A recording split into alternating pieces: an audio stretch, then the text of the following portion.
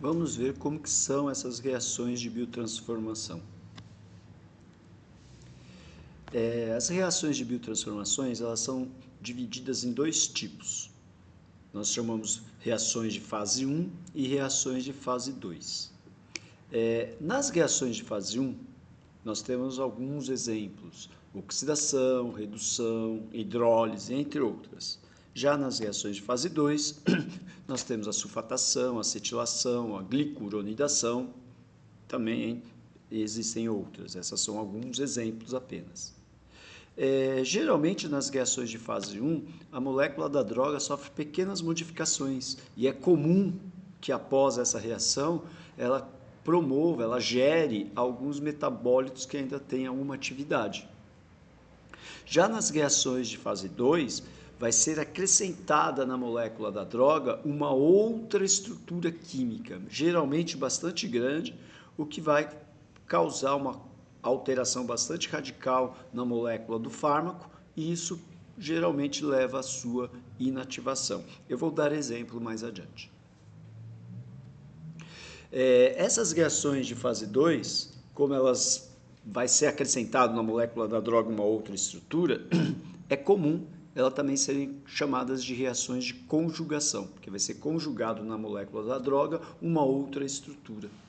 E dentre essas reações de fase 1 e fase 2, as reações de fase 1, que são a oxidação das reações de fase 1, ela tem um destaque, ela merece um destaque. Por quê? A maioria das drogas dentro do nosso corpo vai sofrer oxidação. E além disso, elas são mediadas por um complexo de enzimas que são fabricadas lá no fígado. Então, o complexo enzimático do citocromo P450, como vocês veem aí no texto.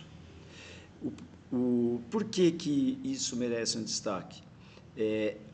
Essas enzimas do complexo enzimático do citocromo P450 podem sofrer interferências de outras drogas. Então, existem drogas que estimulam o fígado a produzir uma quantidade maior dessas enzimas e existem drogas que fazem com que o fígado produza uma quantidade menor dessas enzimas. Falaremos disso com um pouco mais de detalhes em um outro vídeo.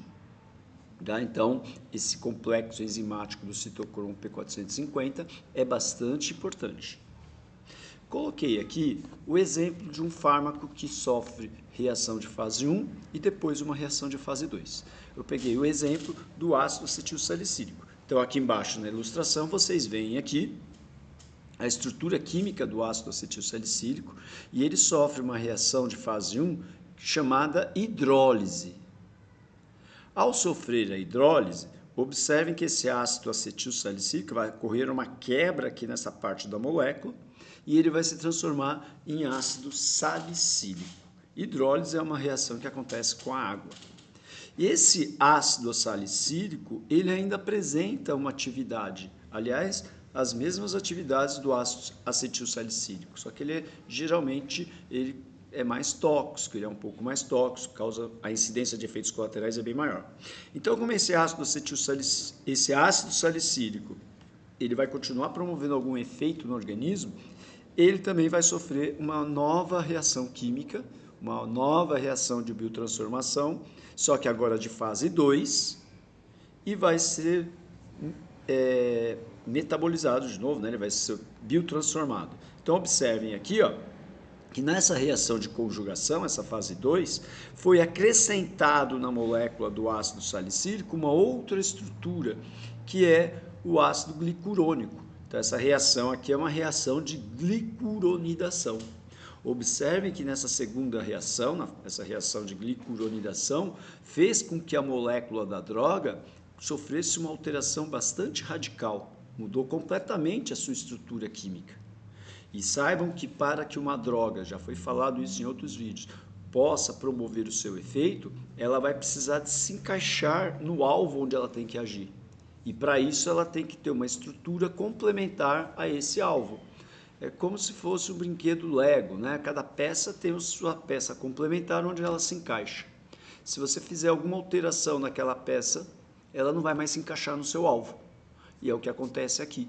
Esse ácido salicílico, após essa reação de fase 2, adquiriu uma estrutura que provavelmente não vai mais conseguir se encaixar no alvo onde ela teria que agir, que trata-se aí, depois a gente vai ver em outros vídeos, de uma enzima. Então ocorreu uma alteração radical na molécula do fármaco e ele perdeu sua atividade biológica.